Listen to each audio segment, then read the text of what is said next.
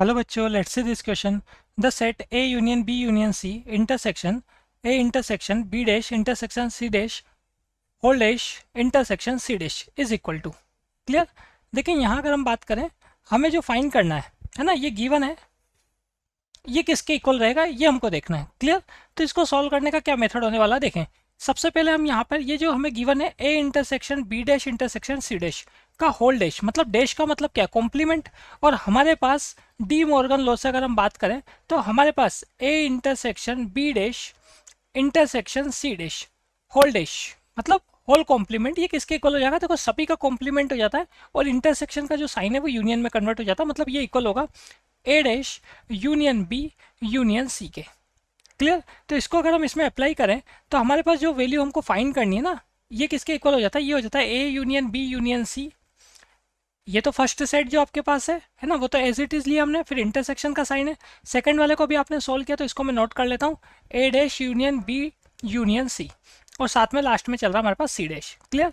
अब देखें यहाँ पे ये जो फर्स्ट और सेकंड जो सेट है जिनका इंटरसेक्शन हम फाइंड कर रहे हैं, इनको साथ में सोल्व करते हैं।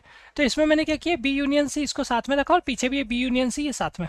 ठीक है। तो हमारे पास यहाँ भी रिजल्ट देख लेते हैं। देखें, अगर हमारे पास A union B intersection C union D ऐसा चल रहा है तो ये इक्वल होगा किसके, ए इंटरसेक्शन सी, मतलब फर्स्ट वाले जो हैं इनको इंटरसेक्ट कर लो यूनियन, फिर जो सेकंड वाले हमारे पास है उनका इंटरसेक्शन कर लो, मतलब बी इंटरसेक्शन डी।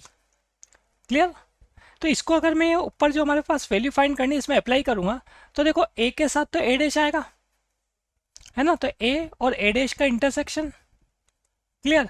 फिर बीच में हमारे पास यूनियन आ जाएगा और पीछे जो सेट चल रहा है बी यूनियन सी वाला, और यहाँ भी बी यूनियन सी चल रहा है, तो बी यूनियन सी का इंटरसेक्शन बी यूनियन सी के साथ करूंगा तो क्या आएगा, बी यूनियन सी आएगा। कोई भी दो सेट का अगर दो सेट सेम है, मतलब ए सेट का अगर ए सेट के साथ इंटरसेक्शन करूंगा तो क्या आएगा, ए ही आएगा। क्लियर। तो बी यूनियन सी का इंटरसेक्शन बी यूनियन सी के साथ क्या आएगा, बी यूनियन सी आएगा। क्लियर। अब ये जो आपके पास आ रहा है इस पूरे का भी क्या चल रहा है, इंटरसेक्शन चल रहा है किसके साथ, सी डैश के साथ। क्लियर। अब ए इंटरसेक्शन ए डैश कैसा होगा, फाई होगा, इसके साथ union B union C intersection C dash. अब किसी भी सेट का अगर आप यूनियन करते हो फाई के साथ तो वापस वही सेट आ जाता, मतलब ए यूनियन फाई ए के इक्वल होता है, तो यहाँ पर phi union B union C B union C के इक्वल होगा, intersection C dash. Clear. Distributive law अगर मैं अप्लाई करूंगा तो पहले तो बी का इंटरसेक्शन हो जाएगा यहाँ पर सी डैश के साथ, यूनियन सी का इंटरसेक्शन हो जाएगा सी डैश के साथ। क्लियर। इसको आगे सोल्व कर लेते हैं हम यहाँ पर। तो हमारे पास है यहाँ पर B intersection C dash union C intersection C dash, तो सी और सी डैश है ना दोनों कॉम्प्लीमेंट है, इनका इंटरसेक्शन करूंगा तो क्या आएगा, फाई।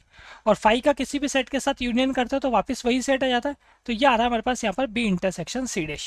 क्लियर। तो ऑप्शन में देख लें आप, आपके पास एक भी ऑप्शन ऐसा नहीं है जिसमें बी इंटरसेक्शन सी डैश हो, तो इसका मतलब final answer is option number D. Best of luck.